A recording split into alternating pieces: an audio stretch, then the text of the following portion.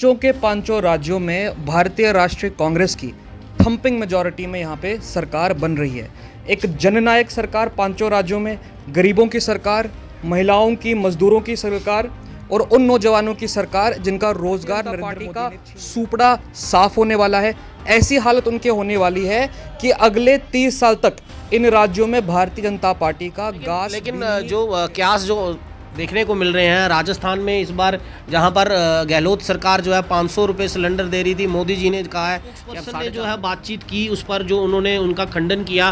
PDP के भी जो स्पोक्स पर्सन थे दिलीप बरू, उन्होंने भी किया, और भी कई पार्टी या सभास थी उन्होंने भी किया, लेकिन कांग्रेस की तरफ से कोई इस तरह का कोई बयानबाजी नहीं है। जिस नेता की बात आप कर रहे हैं, दानिश पटेल, जो भी उनका नाम है नेशनल कॉन्फ्रेंस के, इनके एक स्टेटमेंट को हम पूरी तरीके से कंडेम करते हैं। ये अब कर रहे हैं ना, इतनी देर से तो किसी का कोई किसी भी बड़े लीडर का कोई बयान नहीं आया। मैं तो बोल रहा हूँ ना, आपने पहले अगर मुझसे पूछते मेरा जवाब तब भी वही था, अब कल पूछते। लेकिन क्या रिस्पॉन्सिबिलिटी जो आपके प्रेसिडेंट हैं या जो लोग जम्मू कश्मीर में जब नेशनल कॉन्फ्रेंस के लीडर आते हैं, जब उनके साथ वो बैठ के मंच को शेयर करते हैं, तो क्या उनको नहीं, क्योंकि नेशनल कॉन्फ्रेंस के किसी लीडर ने नहीं कहा, तो जम्मू के जो लीडर्स थे, जो कांग्रेस के लीडर थे, मैं आप कांग्रेस पार्टी से, इसलिए मैं कांग्रेस पार्टी की बात करूंगा, कांग्रेस के ही नेता की बात करूंगा, किसी भी एक सिंगल नेता ने उठ के ये नहीं कहा कि इस नेशनल कॉन्फ्रेंस के जो भी लीडर हैं उन्होंने जम्मू के डोगरों की जब ये बात की है उसका खंडन करते हैं, और वो कभी भी इस बयान का साथ नहीं देते। और उस कार्रवाई राजस्थान में लागू करके दिखाई अशोक गहलोत जी ने, वही ओल्ड पेंशन स्कीम जो नरेंद्र मोदी ने राष्ट्रीय स्तर पे बंद की, उसका पैसा लेके अंबानी और अदानी। कांग्रेस पार्टी पिछले 2 साल में जो उभर के आई है, कांग्रेस पार्टी जो पिछले 2 साल में ज़मीनी स्तर पे जनता की आवाज़ रखी है, तेलंगाना के लोग समझदार है, वो जान चुके हैं। सबसे यंगेस्ट स्टेट है इंडिया की, हाल ही में जब वो स्टेट बनी थी, और अब तेलंगाना के जितने भी मसले हैं वो कांग्रेस पार्टी हल करेगी। ओपिनियन पोल हो, एग्जिट पोल हो, एक तरीके से टिल्ट कांग्रेस की तरफ है, लेकिन मैं ये समझता हूँ असली जब रिजल्ट्स आएंगे 50% से भी ज़्यादा जो प्रोजेक्शन है, चुनाव के जो रिजल्ट आने वाले हैं 3 दिसंबर को रिजल्ट आएंगे, अगर कांग्रेस के हित में रिजल्ट आता है या भाजपा के हित में रिजल्ट आता है, इन वोटिंग्स का, इन रिजल्ट का जो है 2024 के चुनाव हटा लीजिए कि भाजपा के फेवर में कोई भी रिजल्ट यहाँ आने वाला है।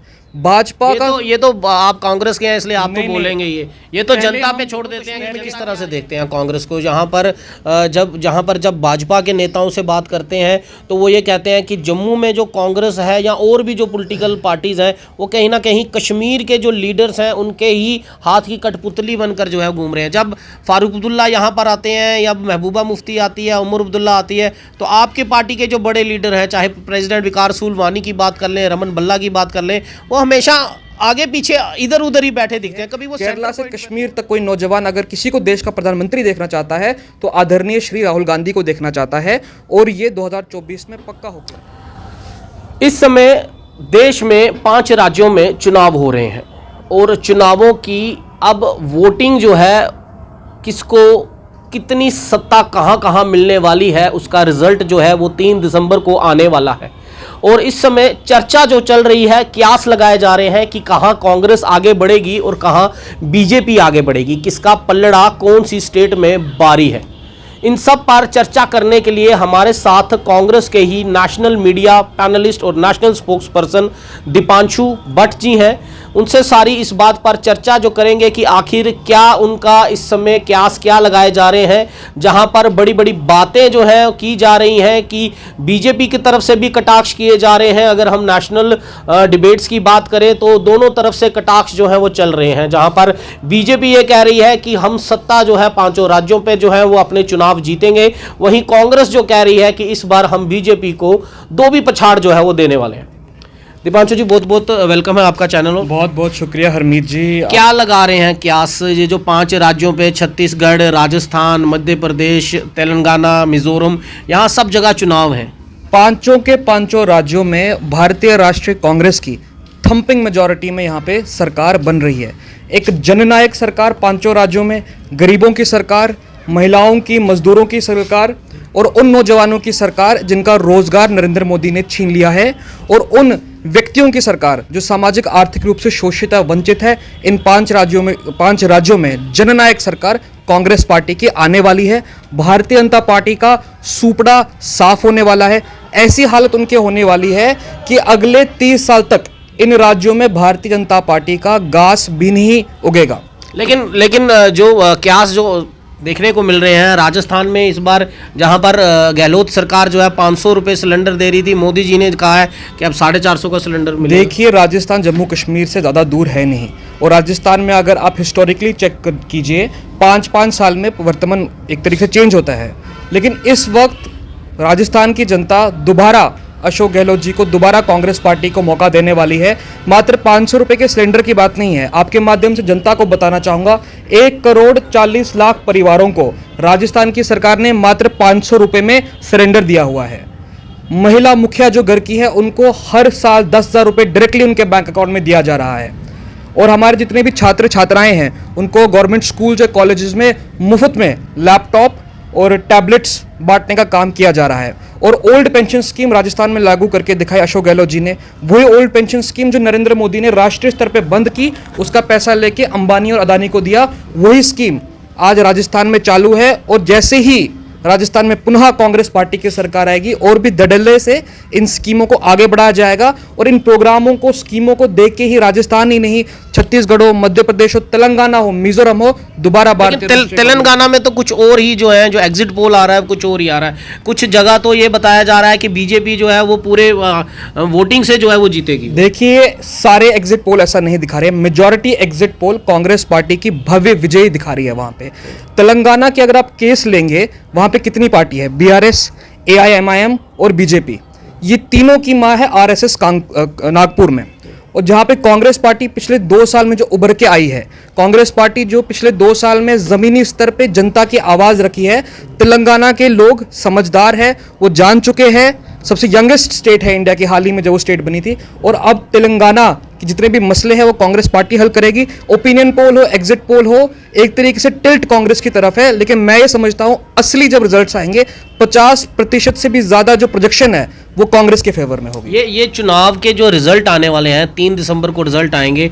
अगर कांग्रेस के हित में रिजल्ट आता है या भाजपा के हित में रिजल्ट आता है, इन वोटिंग्स का, इन रिजल्ट का जो है 2024 के चुनाव में कितना असर देगा? पहले तो मैं आपको ये एक रिक्वेस्ट करता हूं और आपके माध्यम से जनता को भी, कि ये बात मन से हटा लीजिए कि भाजपा के फेवर में कोई भी रिजल्ट यहां आने वाला है। भाजपा का ये तो आप कांग्रेस के हैं इसलिए आप तो बोलेंगे। ये तो जनता पे छोड़ देते हैं कि जनता क्या आएगी। पहले हम एक भारतीय नागरिक है, पहले हम एक जनता में ही गिने जाते हैं, उसके बाद चाहे कांग्रेस हो क्या हो। लेकिन पहले तो हम भी देखते हैं ना, हम भी तो एक इंसान है, हम भी तो एक सोसाइटी में रहते हैं, हमें भी लोगों का एक रुख मालूम पड़ जाता है। 5 राज्यों में भाजपा का सुपड़ा साफ है, 5 राज्यों में कांग्रेस की विजय है। और जो विजय का रथ कांग्रेस पार्टी 3 दिसंबर को पकड़ने वाली है, वो रथ चल के फिर दिल्ली जाएगा।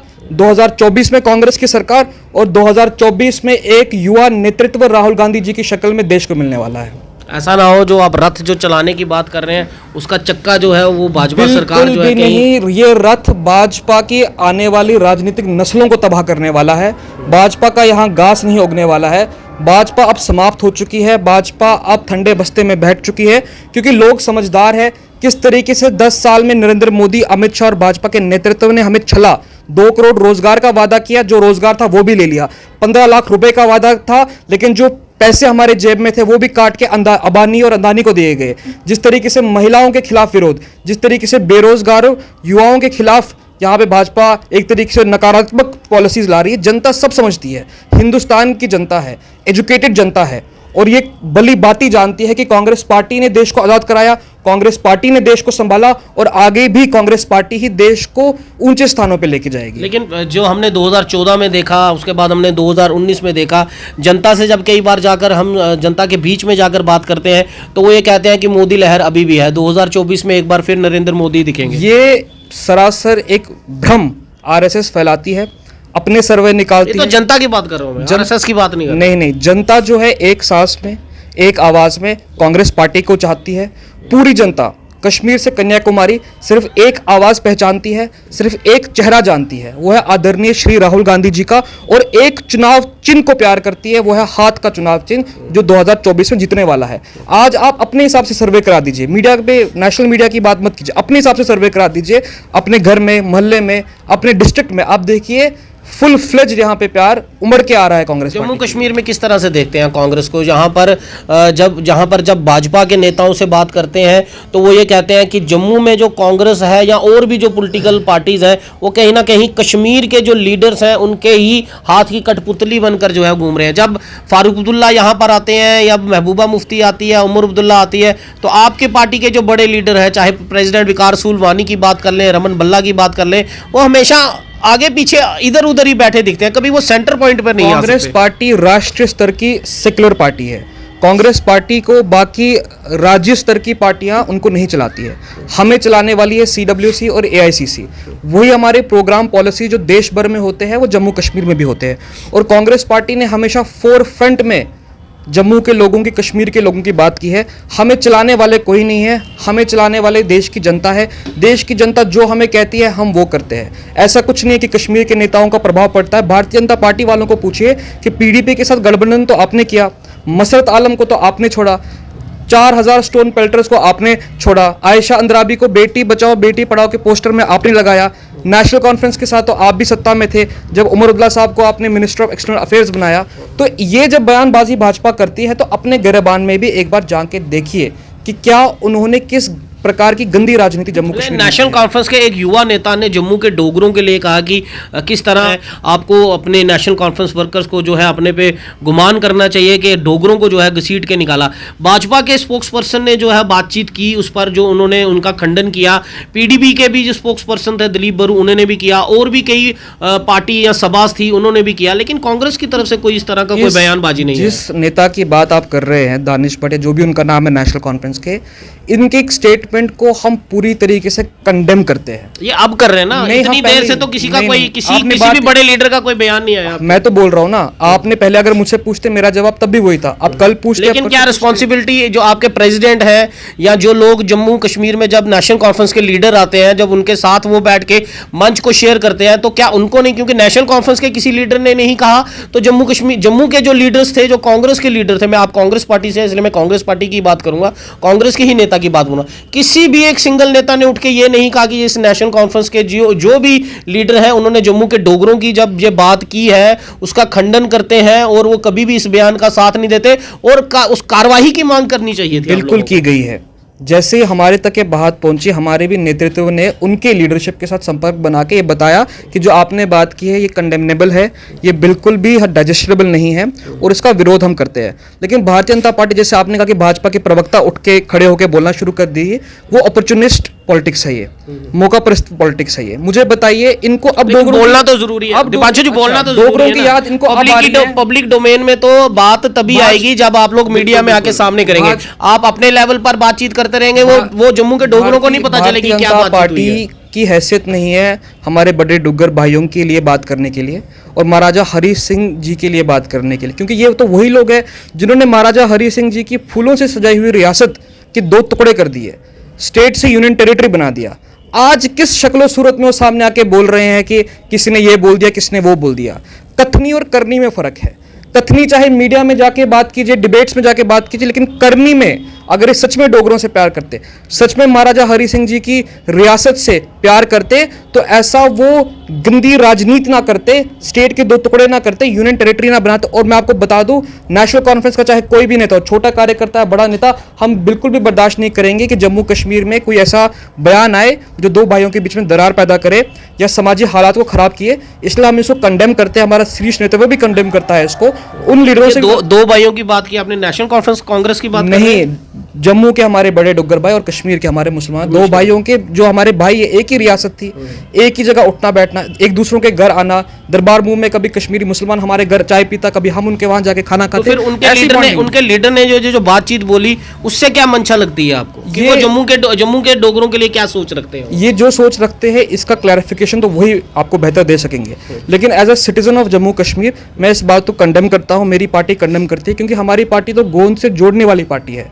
हम अगर डिफरेंस होता है उसको जोड़ने का काम करते हैं। भाजपा आरएसएस की तरह तोड़ने का काम नहीं करते हैं, इसलिए इस स्टेटमेंट को कंडेम करते हैं। सीनियर लीडरशिप भी हमारी कंडेम करती है और कोई भी ऐसा प्रयास हम सोसाइटी में पेनिट्रेट नहीं होने देंगे जो समाज के हालात खराब करते हैं। जम्मू कश्मीर में किस तरह देखते हैं सियासत? जब जम्मू कश्मीर में अभी तो वैसे जब अमित शाह जी की मीटिंग हुई, जब उनके अपने senior party leader JP Nadda से मीटिंग हुई, उन्होंने कहा पहले पार्लियामेंट चुनाव होंगे, असेंबली इलेक्शंस नहीं होंगे। यहाँ पर यूएलबी इलेक्शंस भी नहीं हो पा रहे हैं और यहाँ पर पंचायती इलेक्शन जो है उनका भी कुछ नहीं लग रहा। तो किस तरह से देखते हैं जम्मू के लोगों की आवाज अब कौन बनेगा? कोई भी इलेक्शन करा दे, पार्लियामेंट का, पंचायत का, अर्बन लोकल बॉडीज का, असेंबली का, सभी लोग बढ़ चढ़ के हिस्सा लेंगे, जनता वोट डालेगी और भाजपा को लखनपुर के पार करेगी। भाजपा ने यूएलबी इलेक्शन को सस्पेंड किया, यूएलबी इलेक्शंस को डिफर किया क्योंकि डर है, क्योंकि हारने वाले हैं। लेकिन अंधकार चाहे जितना भी लंबा चल जाए, अंत में उदय तो होता ही है सूरज का। एक बार उदय होगा, चुनाव होंगे और भाजपा का अध्यक्ष तो कहते हैं कल चुनाव करा ले, हम तो तैयार बैठे। करवा लेना चुनाव। यूटी यूनियन टेरिटरी तो होम मिनिस्ट्री के अंडर है। आपने जब इन्होंने यूएलबी के चुनाव रद्द कराए थे तो अमित शाह साहब से मीटिंग की थी, तो उसी मीटिंग दोबारा करवा लीजिए, दोबारा इलेक्शन की शेड्यूलिंग करवा लीजिए, फिर देखते हैं कौन कितना पानी में है। मैं आपको बताऊं हरमीत जी, यहाँ पे जम्मू कश्मीर के सभी नौजवान सामने आके वोट डालेंगे और भाजपा को यहाँ से साफ करेंगे, क्योंकि पिछले 4.5 सालों से यहाँ पे जो गुर्बत है, यहाँ जो बेरोजगारी है, हर तबका प्रदर्शन कर रहा है, हर कोई यहाँ पे बेबस है, लाचार है, और अब सामने आके अपना गुस्सा वोट के माध्यम से निकालेंगे। ये सारा जो जम्मू कश्मीर की सियासत की इलेक्शन और 24 के पार्लियामेंट इलेक्शन, ये सब क्या आपको लग रहा है कि कल जो 3 दिसंबर को रिजल्ट आएंगे, ये एक बहुत बड़ा जो है हिस्सा जो रखेंगे? ये एक सेमीफाइनल है जो 3 दिसंबर को जिनके रिजल्ट आ रहे हैं। 5 राज्यों में कांग्रेस की सरकार आएगी और स्पिल ओवर इफेक्ट, जो एक इफेक्ट बनता है जब किसी पार्टी की जीत होती है, वो बाकी राज्यों में भी होती है। जैसे 3 दिसंबर को यहाँ पे हम जीतेंगे, वैसे 24 का रास्ता तो हमारे लिए एकदम साफ हो जाएगा, क्योंकि कार्यकर्ताओं में जोश, जनता में एक प्यार। और आपको लग रहा है राहुल गांधी जो है वो देश के प्रधानमंत्री 2024? बिल्कुल, राहुल गांधी जी देश के होने वाले प्रधानमंत्री है। लाल किले पे इस पे भी तो चर्चा है, इंडियन अलायंस पे, वो भी तो बात बनी। इंडिया अलायंस का सबसे बड़ा स्टेक होल्डर कांग्रेस पार्टी है। इंडिया अलायंस में कोई नेता है जिसकी पैन इंडिया प्रेजेंस है, पैन इंडिया रिस्पेक्ट है, पैन इंडिया मोबिलिटी है, तो वो आदरणीय श्री राहुल गांधी जी की है। केरला से कश्मीर तक कोई नौजवान अगर किसी को देश का प्रधानमंत्री देखना चाहता है तो आदरणीय श्री राहुल गांधी को देखना चाहता है, और ये 2024 में पक्का होके रहेगा।